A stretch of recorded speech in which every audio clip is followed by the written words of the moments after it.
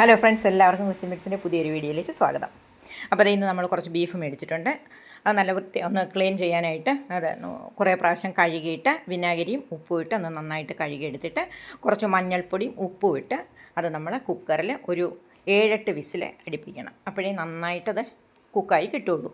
നാരങ്ങാനീര് ചേർക്കാൻ മറക്കരുത് കേട്ടോ. നാരങ്ങാനീര് ചേർത്താലേ നല്ല സോഫ്റ്റായിട്ട് കിട്ടുള്ളൂ.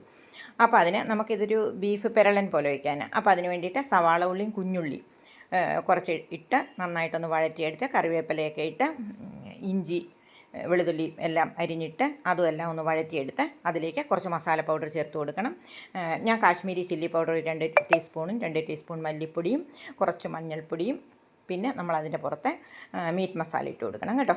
അതും ഇട്ട് കൊടുത്തിട്ട് ഉപ്പും ആവശ്യത്തിന് ഇട്ട് കൊടുത്തിട്ട് നന്നായിട്ടൊന്ന് മിക്സ് ചെയ്ത് ഒന്ന് വഴറ്റിയെടുക്കണം. അപ്പോൾ തേങ്ങ വറുത്തിടണം കേട്ടോ. തേങ്ങ വറുത്തിടുന്നതാണ് അതിൻ്റെ ഹൈലൈറ്റ്. അപ്പോൾ അതെ ബീഫ് വെന്ത് കഴിഞ്ഞു. ഒരു 7-8 വിസിൽ വന്നപ്പോഴത്തേക്കും നല്ല സോഫ്റ്റായിട്ട് വെന്ത് കിട്ടി കേട്ടോ. അപ്പോൾ വെളുത്തുള്ളി ഇഞ്ചി എല്ലാം നന്നായിട്ട് ഇട്ട് കൊടുക്കണം. കറിവേപ്പില ഇഷ്ടം പോലെ ഇട്ട് കൊടുക്കണം.